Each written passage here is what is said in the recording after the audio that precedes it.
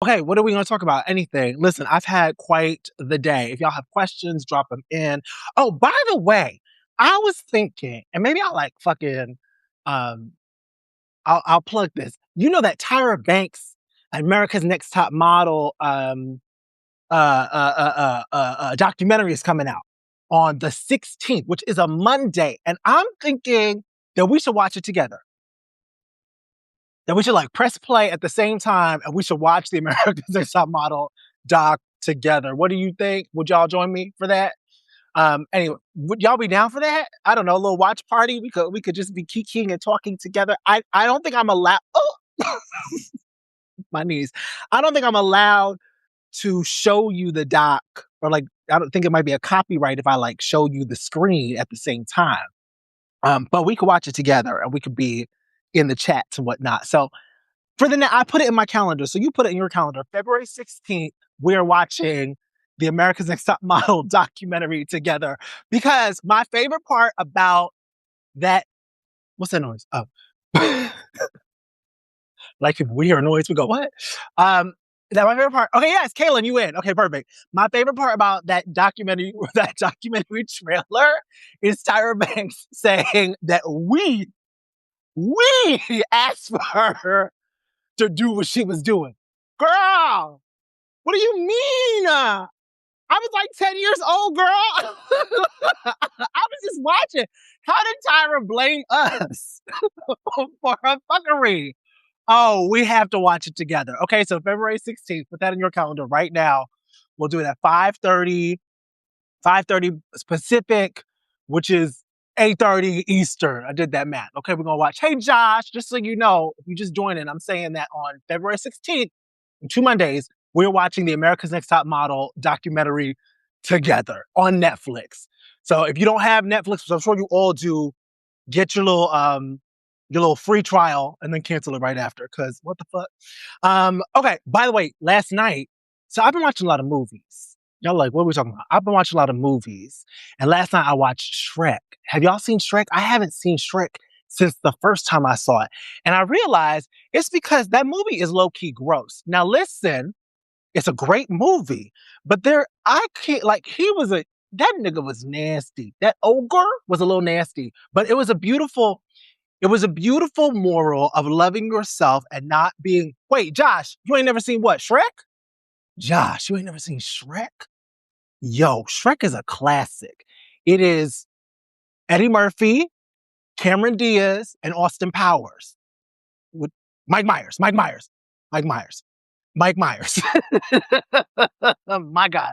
Austin Powers. And it's about an ogre who lives in like fairy tale land, and all the fairy tale characters like the three blind mice and like the wolf and the bears and Goldilocks, they all descend onto his swamp and he wants them out. And so Lord Farquaad, which is John Lithgow, third rock from the sun, remember that? That's his claim to fame. My God. He says that if Shrek goes and gets Fiona, who is a princess off somewhere far away, and brings her back, he will take all the fairy tale people out of his land. But Fiona has a secret. I'm not giving nothing away because this movie is 35,000 years old. Fiona, she's pretty. She pretty. She pretty. She like a pretty princess. Like, think of a princess, that's Fiona. But she has a secret, which is that when the sun sets, this motherfucker turns into an ogre like Shrek. But she don't want nobody to know. And this is what I want to talk about. Not the whole time. I want to talk about other things. But this is what I want to get into, which is she knows she turns into an ogre. She knows she turns into an ogre. So why is she so pressed about telling Shrek she turns into an ogre? She fully got a crush on Shrek. She got a crush on Shrek, but she's scared to tell Shrek. Wait, Brandon, you haven't seen Shrek? Oh, in a while. Okay. I was like, now if y'all haven't seen Shrek, please do yourself a favor, go see Shrek. Okay. Or on streaming. Now she turns into an ogre, but she don't want to tell Shrek who she has a crush on and who she's falling for, that she turns into an ogre because she thinks he's going to think she ugly. But we both ogres. Love? It didn't make quite a lot of sense. The other thing that didn't quite make sense is that Fiona is in this Rapunzel type castle. She's like up in some big little room on the top of a castle, and it's guarded by a gorgeous dragon, stunning dragon. Eyelashes on this dragon, a doll. Okay, you learn that later, like that the doll, like the dragon is actually a doll. But I'm trying to understand how Fiona was eating. Like, who was bringing her food? Because the dragon didn't seem to be the type to bring food or anything. That dragon just like to breathe fire on shit. And so I'm just kind of trying to understand how Fiona stayed alive for all those years in that castle. But anyways, Josh, you should see it. It's a good movie. It's a great movie. For those of you who are just joining, I also want to say in 2 weeks, on Monday, February 16th, we are watching the America's Next Top Model documentary on Netflix together. So we're going to press play at the same time. We're going to watch it together and watch Tyra try to blame us for her fuckery. Thank you, Kaylin. No, I didn't think about it either. How is Fiona getting fed? How is she getting fed? And why is she calling herself ugly when she knows she turns into an ogre? And also, let me complicate this. Because Fiona says if she kisses her true love, she's going to be in her final form, which she assumes is human. But then when she kisses Shrek, her final form is ogre. And so I'm curious, who's Fiona's parents? Is Fiona's parents ogres or are they humans? Because why was she confused? Why did she think her final form was human if her parents weren't human? And if her final form is ogre, then I would be upset if I were her. Because how did I become an ogre when my parents are human? Y'all think about it. Be blessed. Let that marinate as you rewatch Shrek, the logic. Also, Eddie Murphy plays a talking donkey, and it's actually quite incredible because you could tell, I'm sure, that he improv most of those lines, and it's fantastic. What should we talk about today? Did y'all watch the Grammys? I didn't watch all of the Grammys. I actually didn't watch any of it quite yet. I'm going to watch it. But so this is the thing. Can I be real with you? When it comes to award shows, I'm here for the performances. So I don't really care about the in-between.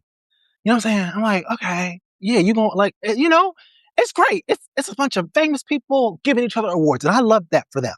Okay, that's great. That's, do that for you. But I don't really care. But if y'all are performing, now that's where I care.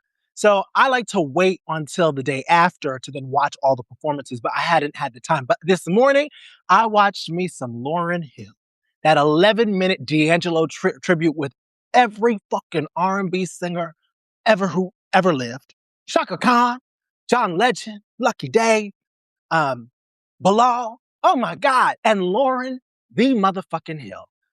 She looked gorgeous. She sounded beautiful.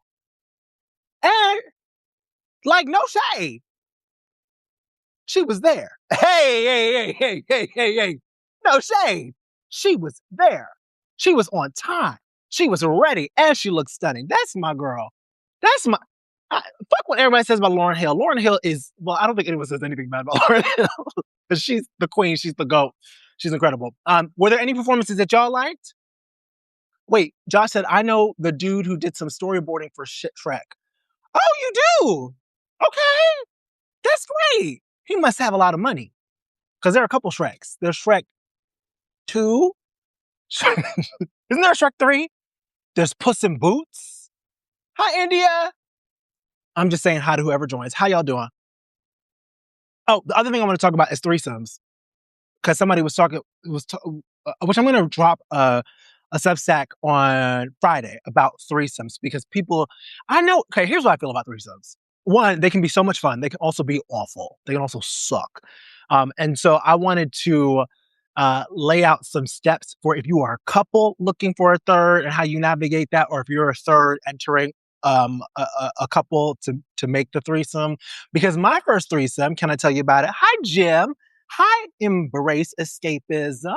For those of you who are just joining, I'm going to say it again. On Monday, January 16th, we're watching the America's Next Top Model documentary together here live. So put that in your calendars and get your Netflix subscription or your free trial. What was I saying? Oh, my first threesome was when I was 22. I was in a relationship with a fuck-ass man. Fuck ass man. But it's all right. At this point, no, he was fuck ass at this point. Yeah, he was terrible at this point. But anyways, we decided to have a threesome, but we had never really talked about it. I think like some of our friends were starting to have threesomes. Also, this is like pre grinder, pre Tinder, pre. I think Instagram might have just started, if that. So there's not really a lot of conversation in the real world about sex. It's still all very porn based. And so we had talked about it once in a blue moon, but like never formally. And then we lived in this, we had this big apartment. It wasn't mine. It was really his. So he had a big apartment. I moved in with him, but we would throw these big parties, not sex parties, just like parties for all our dolls. Um, and so we threw a party, and I at the time was working at Tracy Anderson Method. Do y'all remember Tracy Anderson Method?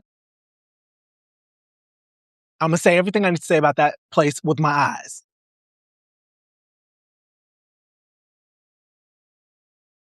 And then there was a okay.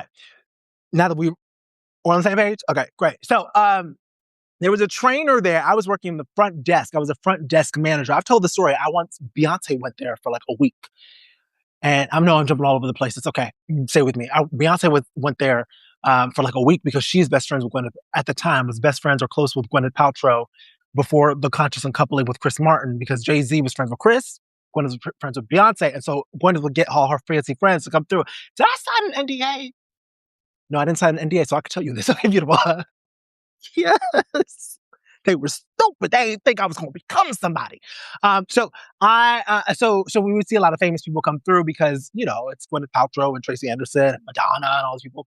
So Beyonce came in for like a week because they were like, let's get her some private lessons. Let's get her take some dance cardio classes. I don't know why I'm telling you about Beyonce to begin with. Oh, because I took a dance cardio class with Beyonce. That's why.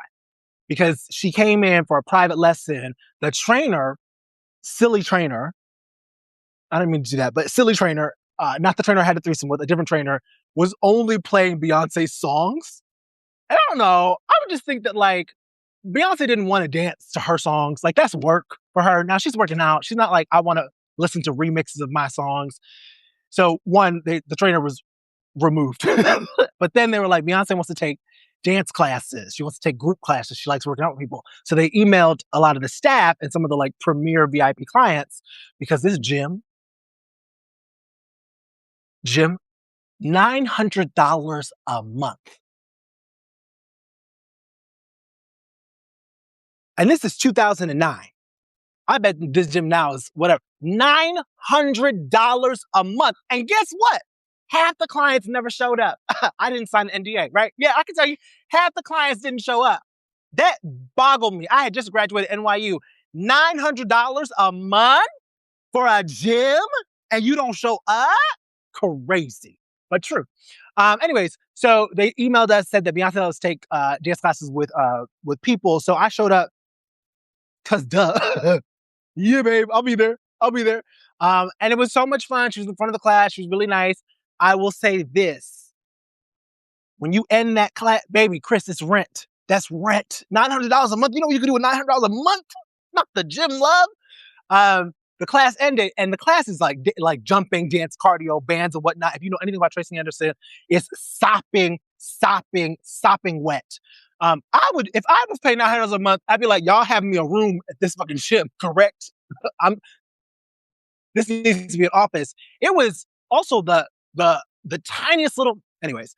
But Beyonce ended the class, and she was not sweating. I didn't understand it. Her bangs were perfect. And that night, I turned on the TV and Beyonce singing at a fundraiser for, I think it was Haiti. Same bangs, same hair, perfect.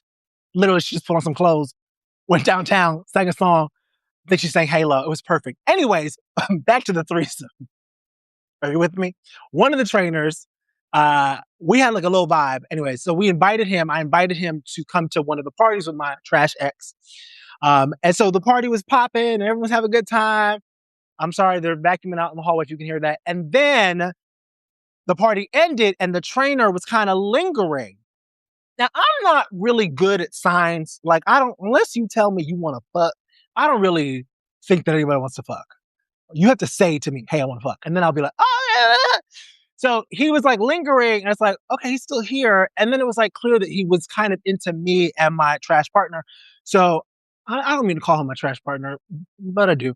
But I'm going to because he was trash. And so we had a threesome, and then he spent the night. And the next morning he left, and then my partner, trash partner, he I ended up, which I didn't know at the time until he told me like a day later. He ended up taking, thank you, Chris, safe space, trash partner. He ended up taking a scalding hot shower, like dangerously hot, because he had so much shame around having a threesome. Religious shame. It was like is that called self-flagellation or something like that? Right? Is that what it's called? No, flagellation is farting, right? I have a computer. We're going to Google. Unless one of y'all know what I'm talking about. Hi, Amber. Flagellation. Is that farting or flogging? Oh no, flagellation is the act of beating the body with whips or similar implements. Yes. So he described it as flagellation. Now, what's the other one that means farting? Because there is a version that means farting, right? Flatulence? Wait, hold on. Okay. We thank you. It did sound right. Flagellance. Flagellance. Flatulence is farting. Okay. Now those are close together. Flatulence, yes, Kaylin, is farting, and flagellation is whipping. Those are too close. Those words are too close together. Okay, yes, thank you. Everyone's like flatulation. Yes. Okay, those words, but we can agree that flatulation and flagellance are too close. Who did that? Some fuck ass writer was like, you know what's gonna get these girls? You know what's gonna get these girls? What's gonna confuse these girls? These dolls? Thank you. They are so close. We are cooked. Any of us with any kind of learning disability, they were trying to fuck us. They said, fuck you. So he was trying to recreate a flagellation by turning on this hot ass water. And so to me, that was just like a lack of not having conversations about what threesomes are. And of course that impacted like me, and I didn't know how to talk about sex at the time. But it was like, oh, this thing that we did, he's feeling a lot of shame about and feels a lot of pain about. And so now I'm feeling my own kind of, I guess, regret or shame that I allowed us to participate in this thing that clearly, by the way, he wanted to, but there was regret. So it wasn't like we were all very excited to do it, but there was regret. And so I want to write this piece about, or film this video, and I'll write notes inside of the post about approaching a threesome and how to talk to your partner if you want to start a threesome and what to consider before you have that threesome. Because again, because it's probably the most common kink that we talk about, the most common one that everyone knows about, even the most kind of vanilla people understand what a threesome is. I think we approach it like it's doesn't have as much weight or gravity that it should. Oh, we could just do this threesome, and that's not true. Also, let me say one piece of advice right now: do not have a threesome if your relationship is unsettled. I don't know who needs to hear this, but threesomes do not save your relationship. The same way a baby don't save your relationship.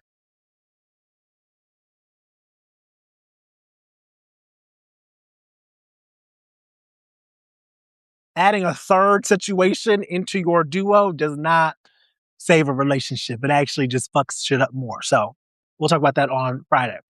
What else? I mean, if you're just joining or you just got up in here, I wanted to let you know that on Monday, February 16th, in 2 Mondays, we are going to watch, I swear to God, America's Next Top Model documentary on Netflix, because we just have to. Hey, Tom, welcome to the chat or to this live stream. Okay, so we talked about threesomes, we talked about Shrek, we talked about the Grammys. What else should we talk about? What else has been going on? Oh, you know what I did this weekend?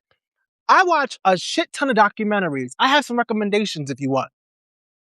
I watched Sunday Best, which is all about the Ed Sullivan Show, and him bringing on Black performers, and making those Black performers, or helping make those Black performers mainstream, or introducing them to a mainstream audience. And like, baby, everybody was on that show. Harry Belafonte, the Supremes, James Brown, Louis Armstrong, like everybody was on that show. Nina Simone, and they showed some of the performances. It's beautiful. Also Netflix. And then I watched the Mel Brooks documentary, which is I watched the whole thing in one sitting. It's two parts, and each part is like an hour and 47 minutes. And I was fascinated because, so I'm really excited to talk to you today because this morning was really rough for me. We reached 5,000 subscribers up here on the Substack, which is so exciting. And forgive me if this sometimes cuts out a little bit, but sometimes I still feel I'm a shorthand and say imposter syndrome. It's not quite imposter syndrome, but like there's doubt of like, am I doing this correctly? Am I approaching my work correctly? Am I doing enough? Am I working hard enough? Thank you. Am I working hard enough? Um, and so I'm feeling kind of that pressure and oh no, not the Melania Dog Love. I won't be watching that. I won't be. I will not be participating. You know who I'm not, baby? Nicki motherfucking Minaj. I will not be participating in the buffoonery, the coonery buffoonery. I won't be doing that. Um, but I started feeling like just like a lot of pressure this morning, and I was feeling a little hard on myself. And so this today was like rough, and I was like, oh, I scheduled our live, and I didn't want to cancel our live because you know what? Honestly, like being here with y'all and talking and shit is fun to me and exciting to me and usually puts me in a much better mood. But I guess creative to creatives, just understanding that like the doubt and the imposter syndrome or any of those things can kind of still exist even in a moment where you're like, oh my God, I did something. I feel success. Like, 5,000 followers on here or subscribers on here is really fucking exciting and so cool. But to still feel like, to not always be able to feel it. Anyways, in the Mel Brooks documentary, he talks about his imposter syndrome and like how much doubt he had, even in the middle of successes, like really big successes. And so that was really, I think, comforting to hear that it's just, for some of us, just part of our human experience. I know some people don't wrestle with it at all, but for some of us, it's really hard. And you can be doing good work, you can be doing things correctly, quote unquote, or you can be making strides and um, still feel, oh, yeah, Amber, that's true. Maybe reaching 5,000 makes it even harder. Yeah, that's true. There is like the contradiction or the irony of gaining more success. Yeah, that's actually what Mel Brooks was talking about. Like even Amber, fuck yes, smart. Like gaining more success, feeling like you're gonna get found out that you're an imposter or some shit, which is relatable. That like the more success that you gain, you're like, oh, somebody's gonna be like, nah, you're shit, and they're gonna reveal that you're shit. And I think there's some of that for me. Um, I think there's definitely some of that for me sometimes where I have to be like, bitch, what are you talking about? I have and I recommend this for anybody. My best friend told me to do this during one of my depression spells because we have them on a wall over there. I have post-its with my accomplishments. So because I'm a visual person, so I like need to see a thing. Snap out of it, share. Um, Thank you, Josh. So like I'll write down on a post-it, oh, I did this, or I did this, or I got this, or I had this moment. And it doesn't always have to be like a full win. It might just be like, oh, I got to have a meeting with this person, or I got to do this thing. So that if I am feeling low, I can just like walk over there and be like, bitch, snap out of it. But it's hard, y'all. I mean, I know, as people who are creative or artists or whatever, is like building your life.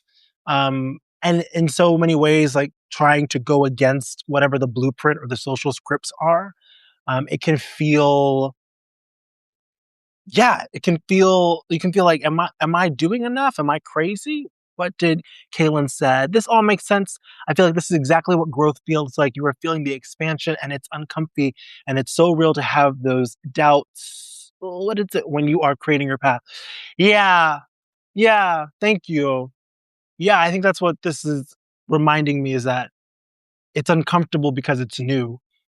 And it's the doubt comes because you don't have you don't have a you don't have checkpoints, um, or pre-prescribed checkpoints. And so that can be hard. So whoever needs it, just know that I see you, and I'm with you. But we lean on our community, we lean on each other, and Portia Williams of Real Housewives of Atlanta said to Angie Martinez, sometimes you hear that voice, you wake up and you gotta tell that voice to shut the fuck up. Shut the fuck up. And so I think that's what I have to do with this voice is be like, shut the fuck up, girl. We good. We good. Chris says, I find this relatable to religious PTSD as well. Yeah. You know, religion really got a lot of us fucked up. It really do, because religion has a lot of rules, rules that are like thrust upon us, and there's such a purity test, and if you're good or you're bad, and the moral compass and it feeling so black and white as opposed to we contain multitudes. And so, like, we're humans, which means we're flawed and all those things exist, but feeling like you have to be one way and not the other. And if you falter, then there's all this shame that comes up. That's like you're not doing enough. And then there's a repenting that, you feel like needs to take place. Yeah, there's also like, I'm also been considering the playground politics of it all. And by that, I just mean like childhood and school and our schooling and grade systems, and how all of those things really put us in these boxes that say, um like there's just all these checkpoints and these ways that you should write your essay, or these ways that you have to behave in class, and it doesn't really allow freedom. It's all about conformity and assimilation.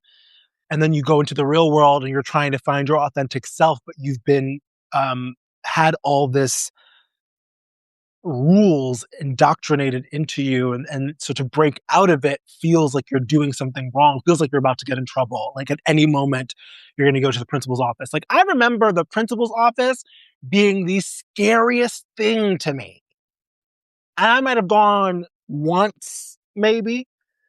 I forget what it was for. I don't think I did anything, but I remember like that being terrifying. Being sent to the principal's office was like, you did not want to be sent to the motherfucking principal's office. And so again, like behaving yourself, correcting yourself, containing your energy, containing whatever. And then in your adulthood, trying to break out of that without having a model for what that looks like. Unless in your household, that was encouraged. Where I grew up in an immigrant household, Caribbean immigrant. I don't know if anyone here grew up in an immigrant household. One thing about immigrants, there is a very tight box for sure. Especially for your first gen. I'm first generation American, so there's a lot of pressure on how you behave. On top of that, to bring it to Chris's religious PTSD, my grandmother was a minister, so there was even more pressure about how I behaved. I didn't mean to make this a therapy session, but thank you for being here. So there was all this pressure about how I behaved, and I think that that's what I'm undoing and unlearning in my adulthood, and it has been difficult and continues to be a challenge. But we'll get through. Anyways, it is 6:00. I don't want to keep you that much longer because in 2 weeks, we have a long session, you and I, because we are watching what? America's Next Top Model documentary on Netflix. So get your subscriptions. If you don't have your Netflix subscriptions, get that free trial. And on Friday, like I said, I will pop in a little post about threesomes for anyone who, if you want to have a threesome, or you've already had threesomes. I still think if you've had threesomes, it's a good video to watch, or a good essay. I'll do videos and I'll do notes in the text post, just things to consider, because yeah, it can be complicated to navigate those dynamics. Listen, I have 2 photos in front of me. I cannot wait. You don't understand. Also, like, can we talk about, which I didn't comprehend at the time, Miss J, dark skinned, black, non-binary, queer, femme, Miss J? Like, trailblazer, okay? Teaching the girls how to walk. Oh my God. I am here for Miss J's confessionals. And I need a couple more. I need a couple more memes from Miss J. Yes, yes, yes, yes. All right. Anyways, I love you so much. Thank you for messy Monday therapy. And Josh, go watch Shrek. Okay. I love y'all.